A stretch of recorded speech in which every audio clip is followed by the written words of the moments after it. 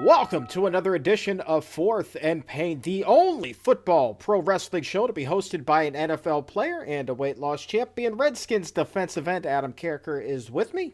We are the best show on 1067 The Fan, the Layfield Report, the Man Cave, the Internet, the Earth's atmosphere, and that's the bottom line, because Fourth and Pain said so. I like we're better than anything else intergalactic. Former wrestling announcer and weight loss champion Chuck Carroll here. Be sure to give the show a follow at Fourth and Pain. Big show on tap today, man. A huge, ginormous extravaganza.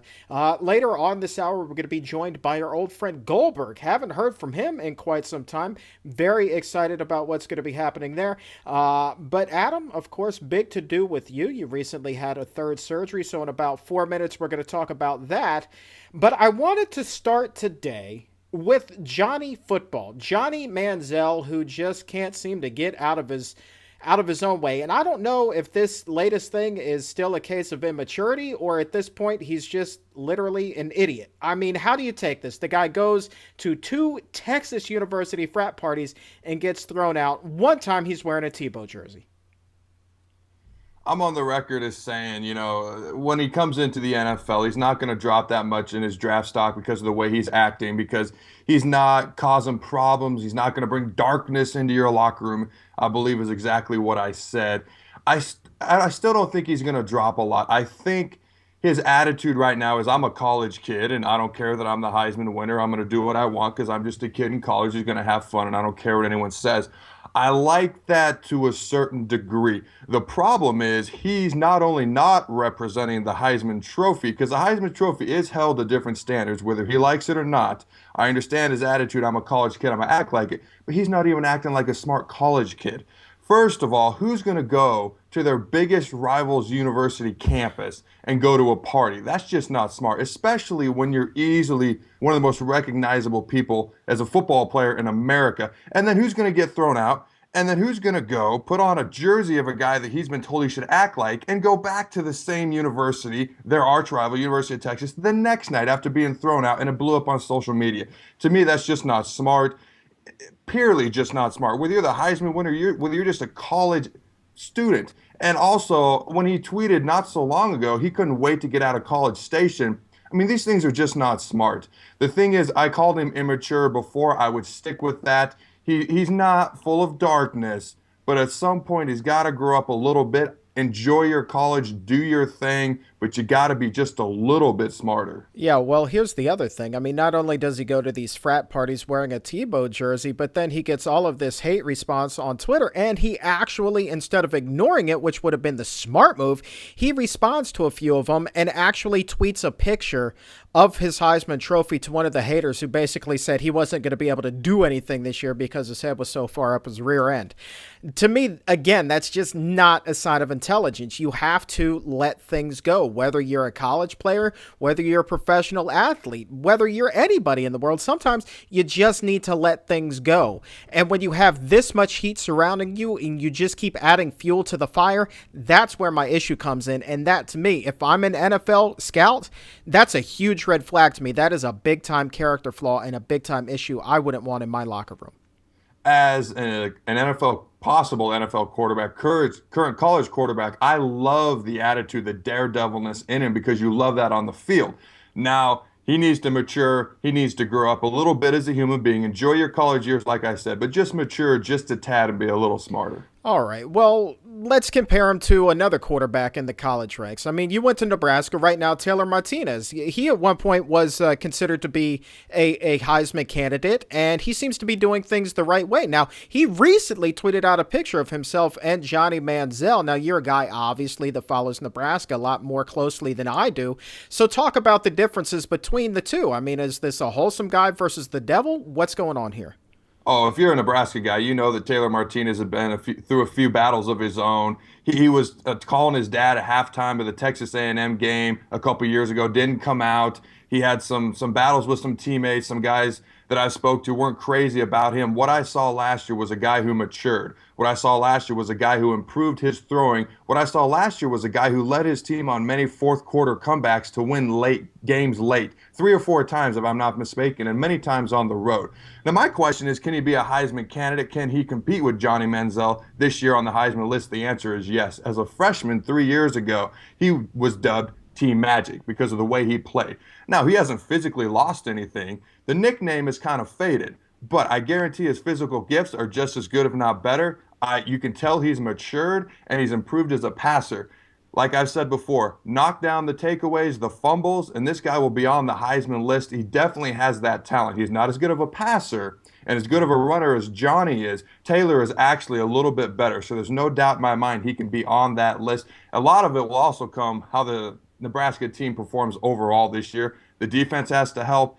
They got to catch the balls. Obviously, we can always run the football. The guy has the potential, and I predict he will be. I don't know if he's going to get invited to New York. He has the talent. I predict he will be one of the top 5 to 10 finalists. And he's on the Davey O'Brien watch list for best quarterback. He could possibly win that too. Something to keep an eye on this season moving forward. You would know, former Cornhusker Adam Carriker and Chuck Carroll here on Fourth and Pain. And Adam, let's transition away from the college ranks. Let's move current to the pros. Let's talk a little bit about you. Now, last week, a huge to-do. You undergo the 3rd procedure on your right leg, trying to get things squared away, trying to get back healthy this season. First of all, before we dive into anything else, how are you feeling? How did the surgery go? The surgery went well. The surgeon came in and talked to my wife afterwards, and he talked to me when I woke up. And my wife and I both got the same exact impression from him. He was excited. And it's not very often you see a doctor excited after a surgery, but knowing this is the 3rd one, knowing it's been kind of a to-do and a battle going through all of this, I think he was excited that it went so well. It went good. Everything that he was trying to do and accomplish, he was able to do. And when I woke up, my wife agreed with me. He just seemed happy. And ever since then, it's interesting because sometimes after surgeries, you wake up, you're groggy the next few days, or I mean, you either sleep a lot or you're out of it or you're in a lot of pain. I can honestly say I've not been in a lot of pain. I haven't been on a bunch of drugs because there hasn't been a bunch of pain. So I've been pretty aware, pretty mentally focused. And I've already, I want to say, done about, I mean, we're recording this on Monday. And I had surgery 4 days ago. I have already done about 10. Now, granted, these are not full-blown rehab sessions, but I've done about 10 little minor rehab sessions with a couple of full-blown ones in there already. Well, compare these little minor rehab sessions to the ones that you had your previous couple of surgeries. I mean, how far along are you 4 days out now from where you were, say, procedure 1, procedure 2? Well, procedure 1, procedure 2, I wasn't feeling anywhere near this good. I wasn't. After the first one, I tore the quad tendon, so I wasn't walking for quite a while. I was on crutches for quite some time. The second time, it took me a little bit longer before I could walk than it did this time. I mean, I was walking pretty much the next day. They told me to be on crutches and be careful, so I did, but it was just being very cautious and precautionary. But these little, I call them little, I mean, they are rehab sessions. They're an hour, but it's pretty much the therapist is doing all the work at this point. He's moving my leg. He's getting the range of motion. He's helping me lift it up and down. Like, I'm not in there squatting. I'm not doing heavy leg press. It's not 3 hours long, and that's why I called it, a little bit shorter, not one of your heavier ones. And that's probably one of the main reasons I've got so many in, because a lot of it is just me talking to him, telling him what I feel, and him working on me. Now, I've seen a lot of reports, and I don't know if you're comfortable answering this one on the air or not, but I'm going to ask you. Seen a lot of reports out there. People are assuming that you're going to be ruled out for the season. Now, let me preface this. I have not been told by any of the coaching staff at Redskins Park, any of the players, any of my sources there, that indeed is the case. Have they said anything to you?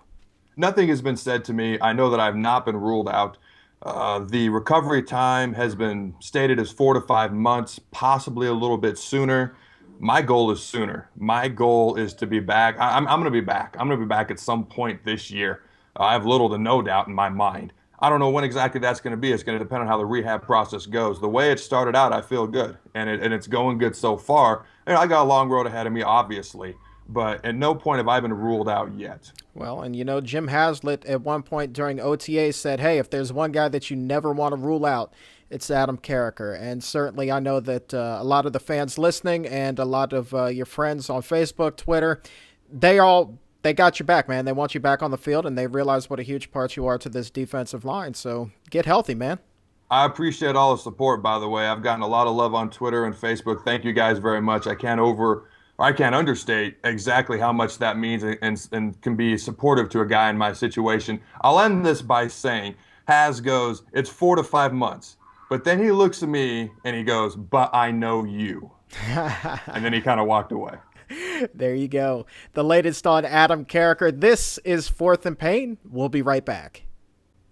Adam Carriker, defensive end, number 94 of the Washington Redskins, here with your pumping iron tip of the week. People always ask me, what's better, machines, dumbbells, or barbells? Here's my ranking system. Number 3 is machines. They're good because you can go really heavy, but you don't really use those little stabilizer muscles. Dumbbells are slightly better because you use the stabilizer muscles even though you can't go quite as heavy.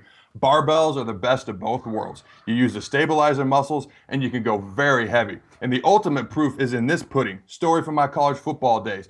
Kid came in bragging about how he could leg press 800 pounds, tried to squat 400, and got buried. Remember, make it so the people at the gym know you by name, not the people at the drive-thru. You're welcome.